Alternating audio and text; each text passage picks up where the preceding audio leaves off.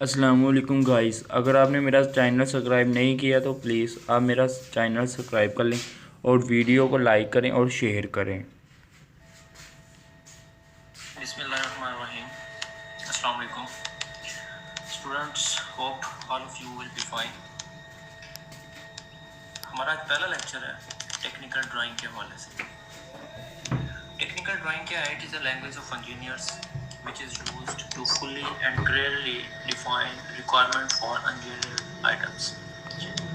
जब हम इंजीनियरिंग के हवाले से बात करते हैं तो मोस्टली इंजीनियरिंग की जितनी भी ब्रांचेज हैं, स्पेशली अगर हम मैकेनिकल इंजीनियरिंग की बात करें तो इसमें मोस्टली हम कोई ना कोई नई प्रोडक्ट बना रहे होते हैं। कोई भी नई प्रोडक्ट बना रही है उसके लिए ज़रूरी है कि उस प्रोडक्ट के अंदर तमाम मालूमात जो है, तमाम इंफॉर्मेशन, उसकी शेप, उसका साइज़, तमाम चीज़ें जो है वो उस मैन्युफैक्चरर को जो उस प्रोडक्ट को बना रहा है उस तक पहुंचाना ज़रूरी है। इस काम के लिए हम जो है टेक्निकल ड्राइंग का सहारा लेते हैं, इसे इस्तेमाल करते हैं। It is a graphical language. Technical drawing जो है वो जस्ट एक पिक्चर नहीं होती बल्कि एक ड्राइंग होती है जो कि किसी एक फ़र्द के जो ख्यालात हैं या उसकी जो इंफॉर्मेशन है अबाउट एनी प्रोडक्ट वो एक शख्स से दूसरे शख्स तक जो है वो आसानी से पहुंचाई जा सकती है। जैसे हमने जिक्र किया कि ये एक लैंग्वेज है, language of engineers and technologist. तो ये एक लैंग्वेज है, तो कोई भी लैंग्वेज हो उसके कुछ अपने रूल्स, कायदे, कानून होते हैं। जैसे फॉर एग्जांपल कि अगर आप एक इंग्लिश लैंग्वेज यूज़ कर रहे हैं तो for English language there are some words, forms, sentences, these are the rules of that language. इसी तरह से कोई भी और लैंग्वेज है, उर्दू है, अरबिक है, कोई भी लैंग्वेज है तो उसके कुछ अपने कानून, कायदे होते हैं जिनको फॉलो करते हुए हम वो लैंग्वेज इस्तेमाल कर सकते हैं। ये जो रूल्स हैं, जैसे हम यहाँ ड्राइंग के हवाले से बात कर रहे हैं कि ये एक लैंग्वेज है, तो इसमें जो रूल्स अपनाए जाते हैं ये रूल्स किसी भी ऑब्जेक्ट की, प्रोडक्ट की शेप, उसकी पोजीशन वगैरह जो है उसको रिप्रेजेंट करते हैं। जैसे for example orthographic views. Orthographic projection क्या होती है, ये हम चैप्टर नंबर 8 में इसको इन डिटेल पढ़ेंगे। ऑर्थोग्राफिक प्रोजेक्शन क्या होती है? बेसिकली क्या होता है ऑर्थोग्राफिक प्रोजेक्शन में कि हम किसी भी 3 डायमेंशनल ऑब्जेक्ट के व्यूज़ ड्रा करते हैं। तो कोई भी 3 डायमेंशनल ऑब्जेक्ट है, हम उसको उसकी साइड से देख के, टॉप से, फ्रंट से, राइट से, बॉटम से, तमाम साइड से देख के उसके उसी अकॉर्डिंग के लिहाज से व्यूज़ ड्रा करते हैं। जब हम ऑर्थोग्राफिक प्रोजेक्शन करते हैं उसमें ये व्यूज़ अकॉर्डिंगली ड्रा होने होते हैं। उनकी एक तरतीब होती है, ख़ास तरतीब है जिस तरतीब के तहत तमाम के तमाम व्यूज़ जो हैं वो ड्रा किए जाते हैं। जैसे यहाँ दिखाया हुआ है, ऑर्थोग्राफिक प्रोजेक्शन में हम 2 तरह की प्रोजेक्शन यूज़ करते हैं। एक को हम फर्स्ट एंगल प्रोजेक्शन कहते हैं, दूसरे को हम थर्ड एंगल प्रोजेक्शन कहते हैं। दोनों की एक अपनी ख़ास तरतीब है, व्यूज़ की तरतीब है। जैसे फर्स्ट एंगल है तो उसमें फ्रंट व्यू ऊपर बनाते हैं, टॉप व्यू उसके नीचे बनाया जाता है और ऑब्जेक्ट का राइट साइड व्यू जो है वो फ्रंट की राइट साइड पे बनाया जाता है।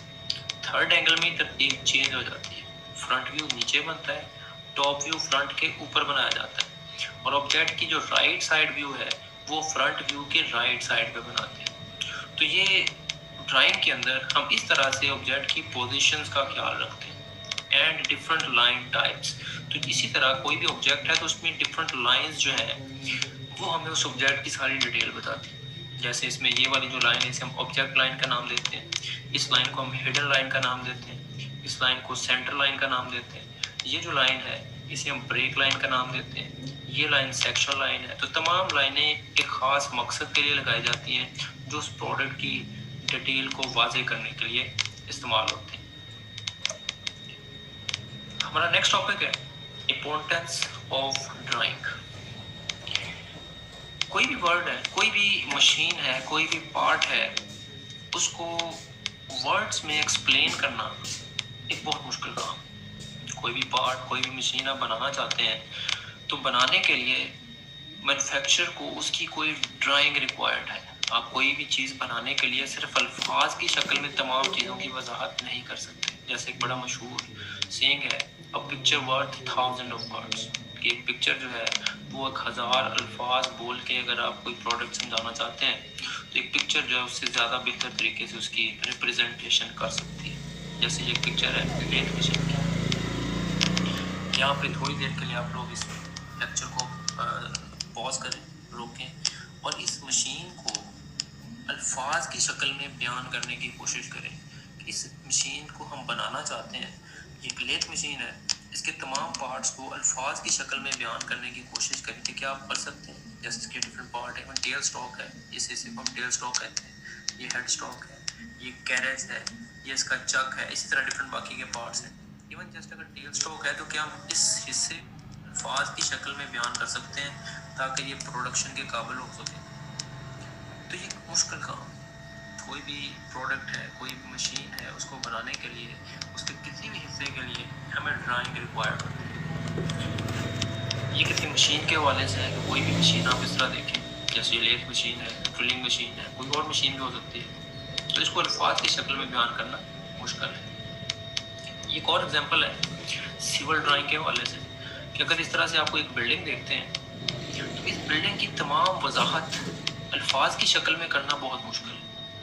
आप ये तो बता सकते हैं कि ये सारी बिल्डिंग एक कनाल के रकबे पे वाक़या है, या ये बता सकते हैं अल्फाज की शक्ल में कि इसमें ग्राउंड फ्लोर पे 10 रूम्स हैं, सेकंड फ्लोर पे 10 रूम्स हैं, थर्ड फ्लोर पे 5 रूम हैं या 4 रूम हैं, लेकिन उन रूम्स का साइज़ क्या है, शेप क्या है, उसका स्ट्रक्चर क्या है, उसमें कोई विंडोज़ हैं, उसमें डोर्स हैं, उसके बाकी जितनी भी स्ट्रक्चरल चीज़ें हैं वो हम अल्फाज की शक्ल में बयान करना बहुत मुश्किल है।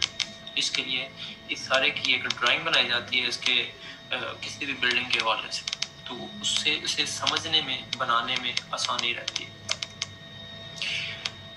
In such cases, well-dimensioned and properly scaled graphics can make it easy to understand that for technical person, कि जो भी टेक्निकल पर्सन इस ऑब्जेक्ट को, बिल्डिंग को, मशीन को बनाना चाहता है, अगर एक वेल डायमेंशनड ड्राइंग हो तो वो इसको बड़ी आसानी के साथ बना सकता है, और इसी मकसद के लिए जो है हम ड्राइंग को इस्तेमाल करते हैं।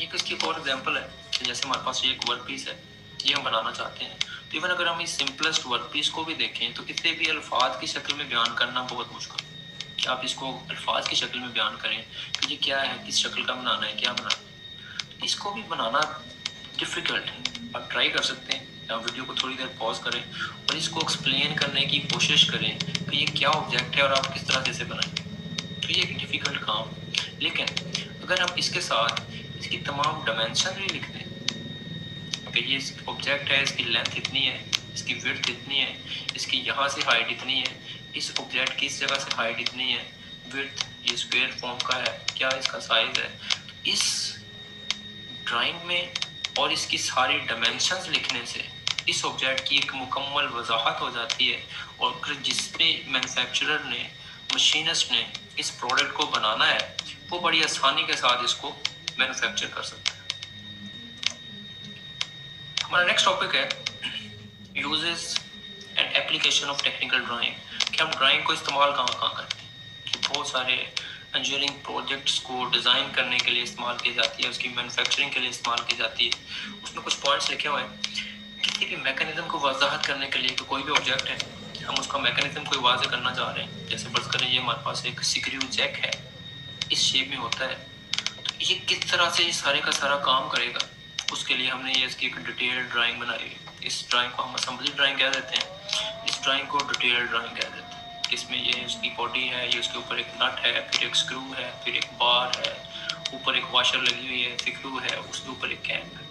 तो इस चीज़ की सारी वजाहत हो जाती है कि वो तमाम पार्ट्स किस तरह लगने हैं, किस तरह मिलके उन्होंने काम करना है। To explain detail complex components of mechanism, जैसे ये है, इसमें इसके जितने भी पार्ट्स हैं, ये भी एक सिंपलेस्ट फॉर्म इसकी किसी भी पार्ट की। यहाँ पे जो ऊपर आपको एक एग्जांपल दी थी लेथ मशीन के हवाले से, अब इसमें बहुत सारे पार्ट्स हैं। जैसे टेल स्टॉक है तो टेल स्टॉक के अंदर बहुत सारे पार्ट्स हैं, वो किस तरह आपस में जुड़ने हैं। हेड स्टॉक है, इसके अंदर बहुत सारे पार्ट्स हैं।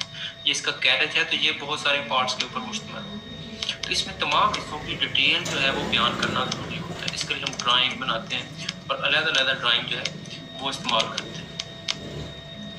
इसके अलावा एक और चीज़ है to make any product for understanding, कोई भी प्रोडक्ट है हम उसे समझना चाहते हैं, वजाहत कर सकते हैं, उस काम के लिए हम ड्राइंग इस्तेमाल करते हैं। To convey the ideas of engineer and designer to workers, basically ये कंप्लीट एक टेक्निकल टीम काम करती है किसी भी प्रोडक्ट को बनाने के लिए। टेक्निकल टीम के डिफरेंट मेंबर्स होते हैं, उसमें इन्वेंटर है, डिज़ाइनर है, इंजीनियर है, टेक्नोलॉजिस्ट है, टेक्नीशियन है, वर्कर है, ड्राफ्टर है। तो ये तमाम लोग अपना अपना काम करते हैं।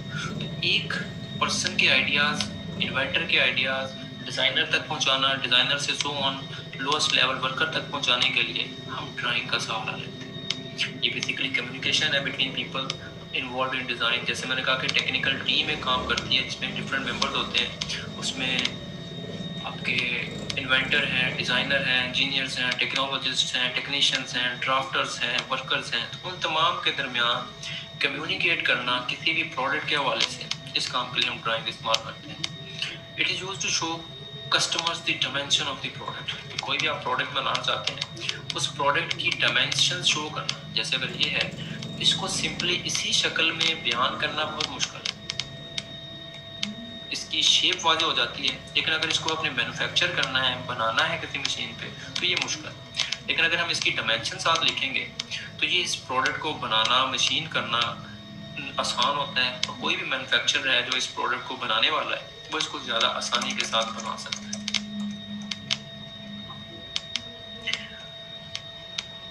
नेक्स्ट है, it is used in ship for navigation. आपके जो शिप्स वगैरह होते हैं उनमें नेविगेशन के लिए इसे इस्तेमाल किया जाता है। For manufacturing of machines, automobiles, like any type of machine, automobile, गाड़ियाँ वगैरह, इस तरह की चीज़ें बनाने के लिए इस्तेमाल करते हैं ड्राइंग्स को। सिविल से रेलिवेंट्स है कि civil relevant buildings, roads, bridges, dams, electrical and telecommunication structures वगैरह जो है, इस तरह के पार्ट्स बनाने के लिए हम ड्राइंग इस्तेमाल करते हैं। इसके अलावा इलेक्ट्रिकल अप्लाइंसेस, मसलन टीवी है, फ़ोन है, कंप्यूटर्स हैं, तो उनको बनाने के लिए, मैन्युफैक्चर करने के लिए उसके तमाम पार्ट्स जो हैं उनकी सबसे पहले ड्राइंग जो है वो बनाई जाती है। तो ये ड्राइंग की इम्पोर्टेंस है, इसके यूजेस हैं कि ड्राइंग हम कहाँ कहाँ इस्तेमाल करते हैं। इसमें पूरे लेक्चर में अगर आपको कोई क्वेश्चन हो तो आप इंडिविजुअली पूछ सकते हैं।